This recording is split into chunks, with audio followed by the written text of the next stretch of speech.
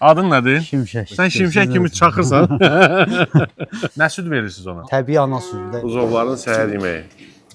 Sən bir əlində 4 dənə götürmüsən. Yox, bu mən götürürəm. Rayon cəmaatı nə qədər çətinliklə, əziyyətlə bu məhsulları ərsəyə gətirirlər. Bu dədə-baba üsulu var, bu əllə. Ha, Bu qaldı keçmişdə də hamısı. Hər texnik yaxşıdır. Ay Səfər!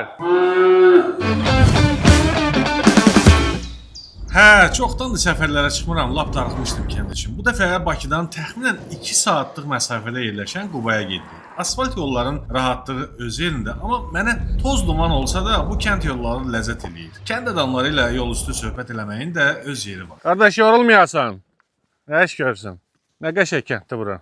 Hansı kənddir bura? Küçəyi kəndi. Küçəyi. Hə, küçəyi. Qubanın Küçəyi kəndi. Nə işlə məşğulsan? Təsərrüfatçı nə var? Maldarlıq. Yorulmayasan. Sağ ol. Deyəsən axtardığım təsərrüfata gəlib çatdım axı. Qubada çox maraqlı bir kəndə və maraqlı bir təsərrüfata gəlmişəm. Salam əleykum. Aleyküm salam. Xoş gəlmisiniz. Xoş gördük qardaş. Sağ olun, sağ olun. Xoş gəlmisiniz. Kənd adamı. Sağ olun. Adın nədir? Şimşək. Şimşək. Şimşək nə var, nə yox? Sağlıqdır. Sən şimşək kimi çaxırsan. Nə maraqladın var? Əsl rayon adamının adıdır da. Mənə dedilər ki, burada siz çox yaxşı heyvandarlıq təsərrüfatı qurmusunuz. Burada işləyə bilərəm də mən, hə? İnşallah. Yəni kənd adamı kimi daha doğrusu. İnşallah. Mən kənd adamı olmağa çalışıram, amma kənd adamı deyiləm də. Şəhərdən gəlmişəm. Ona çalışacağam ki, bugün kənd adamına baxanlar, şəhərdə oturub o hər şeyi rahat stolların üstünə gələnlər, elə özüm də içində daxil, göstərək ki, bax cəmaət, rayon cəmaatı nə qədər çətinliklə, əziyyətlə bu məhsulları ərsəyə gətirirlər. Hə? Başlayaq. Başlayaq. Getdik.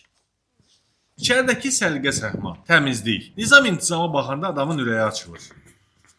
Qəşəng təsərrüfatınız var, maşallah. Bura Çox buzovluqdur da, buzovları Bəli. saxlayırsan. Burada süd əmər körpə buzovlarımızdır. Saat təxminən 6-ya qalıb, 6 tamamda deyəsən buzovların yemək Buzovların, vaxtı. süd vaxtıdır. Süd vaxtıdır.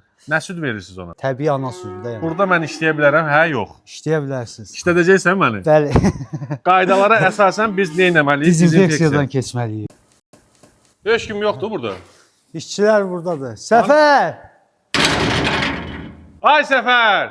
Kənd adamı gəlib sizin təsərrüfata, mən kömək eləmək istəyirəm. Proses hardan başlayır? Nə edirsən? Hardan götürürsən südü? Necə qarışdırırsan? Hara süd əlavə edirsən ki, bu buzovlar yesin? Mən də sənin bir köməkçin. İş buyur, xahiş edirəm. Başlayaq işləyək. Getdik. Səfər bizdən qabaqda getdi. Ay Səfər, bu qapını bir aç görək, qardaş. Sağım məntəqəsidir, düzdür? Biz sağılmış südü nə edirik? Bunlara yığırıq. Hə. Qıfımız var, qablarımız var.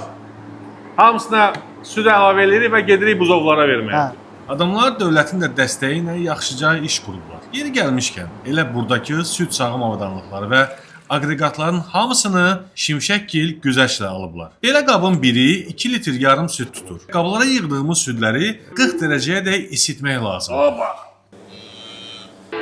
Buzovlara soyuq süd vermək olmaz. Qarınları ağrıyar.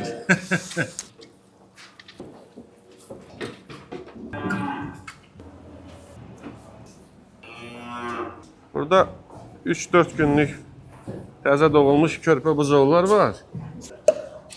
Buzovların axşam yeməyi bitdi. Elə mənim işimdə. Amma bu təsərrüfatda hələ iş bitməyib. Gözünüz məndə olsun. Növbəti videonu gözləyin.